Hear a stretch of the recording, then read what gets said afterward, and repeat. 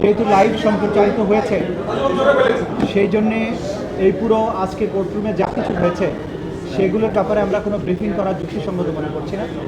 শুধু আপনাদের উদ্দেশ্যে যতটুকু তথ্য আমরা দিতে চাই যে আজকে বাংলাদেশে জুলাই এবং আগস্ট বিপ্লব চলাকালীন সময় সংগঠিত মানবতা বিরোধী অপরাধের দায়ে আসামি শেখ হাসিনা, আসামি আসাদুজ্জামান খান কামাল, আসামি চৌধুরী আব্দুল্লাহ আল মামুনের বিরুদ্ধে মানবতা বিরোধী অপরাধের দায়ে অপরাধকে আমলে গ্রহণ করা হয়েছে। 5টি অভিযোগ তাদের বিরুদ্ধে আনা হয়েছে এবং 5টি অভিযোগের ভিত্তিতে এই অপরাধকে আমলে গ্রহণ করা হয়েছে। আমরা বিস্তারিত তথ্য প্রমাণাদি আদালতে তুলে ধরেছি, যেটা লাইভের মাধ্যমে আপনারা এবং গোটা জাতি এটা শুনেছেন।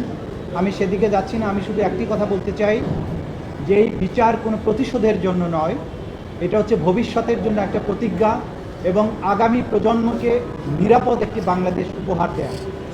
আমরা বলেছি এই বিচার হবে আবেগ শূন্য, প্রমাণ নির্ভর, তথ্য নির্ভর, নিরপেক্ষ এবং ন্যায় বিচার। সেটি এনশিওর করার জন্য আমরা দেশবাসীর এবং সংশ্লিষ্ট সকল পক্ষে সহযোগিতা কামনা করি।